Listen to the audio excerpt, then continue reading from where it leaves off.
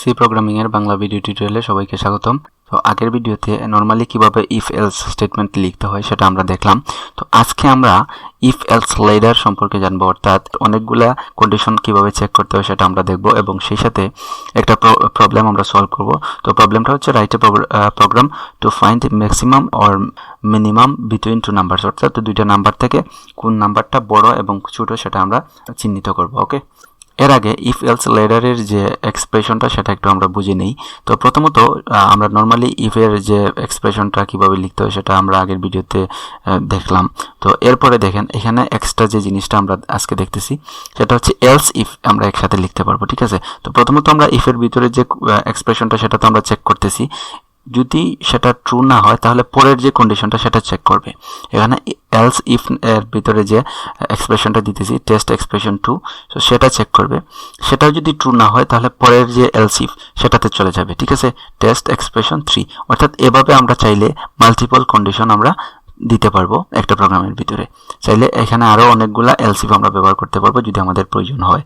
ঠিক আছে, আর যদি না হয় তাহলে পরবর্তীতে আমরা শুধুমাত্র একটা এলস দিয়ে আমরা শেষ করে দিতে পারি। ওকে, সো চলুন আমরা সরাসরি কোড ব্লকসে চলে যাই, তাহলে জিনিসটা আমাদের ক্লিয়ার হয়ে যাবে।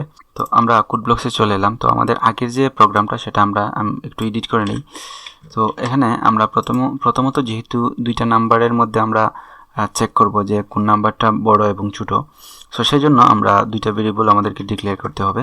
প্রথমত নাম্বার 1 নিয়ে নিতেছি এবং আরেকটা ভেরিয়েবল হচ্ছে নাম্বার 2 নামে আমি ডিক্লেয়ার করে দিলাম এবং এখানে এন্টার 2 ইন্টিজার লিখে দিলাম। আর এখানে স্ক্যানএফের ভিতরে যেহেতু আমরা দুইটা ইনপুট নেব সেজন্য আমাদেরকে দুইবার % দিয়ে ব্যবহার করতে হবে এবং প্রথম ভেরিয়েবলটা হচ্ছে নাম্বার 1 এবং পরবর্তী ভেরিয়েবলটা হচ্ছে নাম্বার 2।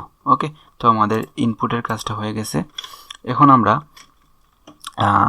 আমরা যে আমাদের যে এক্সপ্রেশনটা সেটা আমরা লিখব। ওকে, সো দেখেন আমাদের যে কন্ডিশনটা সেটা আমরা ইফ স্টেটমেন্টটা লিখব। তো প্রথমত আমরা লিখব নাম্বার 1 যদি নাম্বার 2 থেকে বড় হয় তাহলে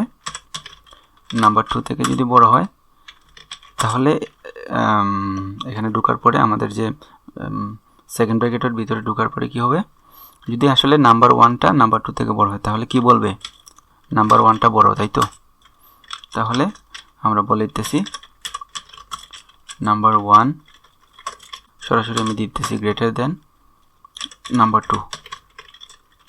ওকে, এবং আচ্ছা এখানে আর কিছু বলা লাগবে না, শুধু এই মেসেজটা আমি দিতেছি এবং পরবর্তীতে আমরা চাইলে আবার এলস ইফ দিয়ে চেক করতে পারবো। আবার এলস ইফ লিখতেছি এবং সেই সাথে এখানে আবার এক্সপ্রেশনটা আমি দিতেছি।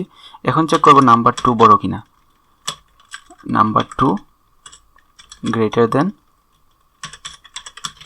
নাম্বার 1। ওকে, সো সেই ক্ষেত্রে আমরা আচ্ছা এখানে আবার আমরা প্রিন্টএফ ব্যবহার করতেছি। এখন আমরা দিতেছি নাম্বার 2 গ্রেটার দেন নাম্বার 1, আচ্ছা ওকে। এবং সেটাও যদি না হয়, আচ্ছা প্রথমে আমরা চেক করলাম নাম্বার 1টা বড় কিনা। নাম্বার 1টা বড় হলে এখানে মেসেজটা শো করতেছে নাম্বার 1টা বড়। ওকে, এরপরে আমরা চেক করতেছি নাম্বার 2টা বড় কিনা। যদি নাম্বার 2 বড় হয় তাহলে এখানে আমরা দেখাইতেছি নাম্বার 2টা বড়।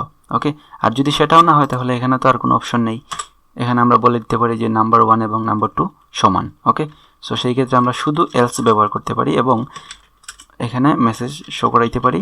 আমরা প্রিন্টএফের মধ্যে লিখব যে নাম্বার 1 ইকুয়াল নাম্বার 2। ওকে,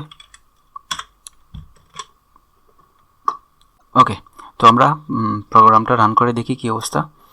তো দেখেন এখানে বলতেছে এন্টার 2 ইন্টিজার 2 স্পেস 4 দিয়ে দিলাম। ওকে, আচ্ছা আমি এখানে একটা ভুল করে ফেলছি, এখানে একটা এম্পারসেন্ট দিতে ভুলে গেছি। তো এখন আমরা প্রোগ্রামটাকে রান করি দেখি কি অবস্থা। তো এখানে আমি 2 স্পেস 4 ইনপুট দিয়ে দিলাম। তো দেখেন এখানে বলতেছে নাম্বার 2 গ্রেটার দেন নাম্বার 1, অর্থাৎ নাম্বার 2টা, তো আমাদের নাম্বার 2টা হচ্ছে এখানে 4, সো নাম্বার 2টাই বড় দেখাইতেছে। ওকে, তো এখন আরেকবার আমরা আরেকটা নাম্বার আমরা দিয়ে দিই।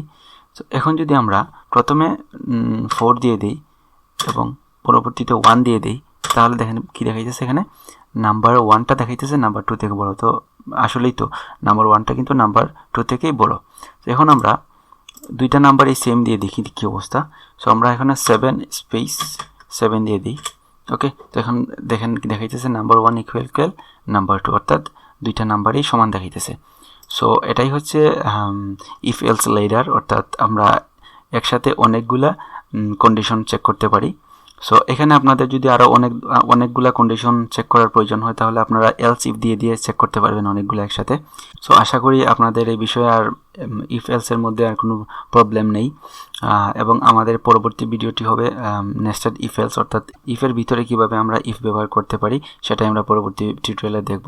এবং এখন পর্যন্ত যারা আমাদের চ্যানেলটিকে সাবস্ক্রাইব করেননি দয়া করে সাবস্ক্রাইব করে রাখুন, এবং আপনাদের যদি সমস্যা থেকে থাকে তাহলে দয়া করে কমেন্ট সেকশনে জানাবেন। এবং পরবর্তী টিউটোরিয়াল পর্যন্ত সবাই ভালো থাকবেন। Happy coding.